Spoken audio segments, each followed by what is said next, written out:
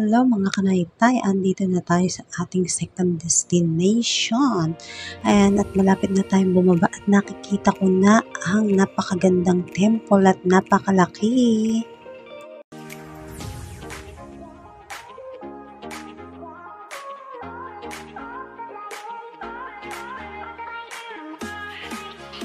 At yan na nga yung napakagandang temple. Grabe, super ganda.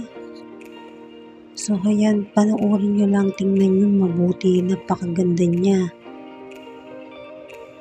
At ito na nga mga kanaytay, bumaba na kami at yan yung aming sinakyan nga pala na tour bus is Scania Gray.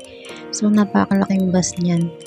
Kompleto naman yung upuan, puno naman kami. At syempre, kailangan magpapapicture tayo, remembrance, char. Ayan, naka-ready na kami ng life vest. Lahat kami naka-life vest, hindi pwede nang wala. At malalim yung ilog sa tingin ko lang. So, ayan, mga kasama ni ate sa trabaho. Hindi ko man sila kilala. Shoutout sa inyo mga pengyo. Syempre, picture-picture. At yan na nga, naglalakad na kami papunta sa bangka. Pero bago kami sumakay ng bangka, meron kaming parang hawak na ticket para ibigay doon sa nagbabantay or sa staff nila.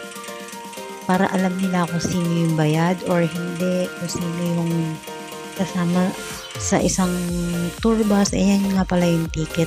Bali naputol na nga pala siya ng staff at ayan, nakalampas na ako, kasama ko si ate. At ayan na nga, pasakay na kami pero pinicturean ko muna yung iba na nauna sumakay at ayan, pababa na kami ng hagdan. Ang ganda dyan mga kanaytay.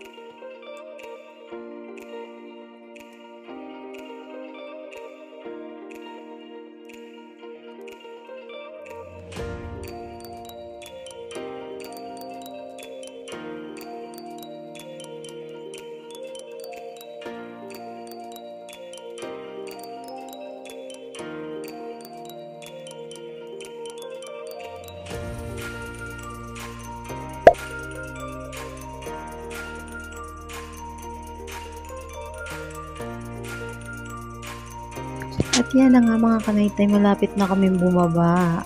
At paglabas naman namin, nakakita kami ng dancing statue. Ayan si ate nakikijoin pagsayaw. Hilig din ni ate sumayaw. So ate yan mga kanaytay, pauwi na kami. Papunta na pala kami sa next destination. Thank you for watching. Bye!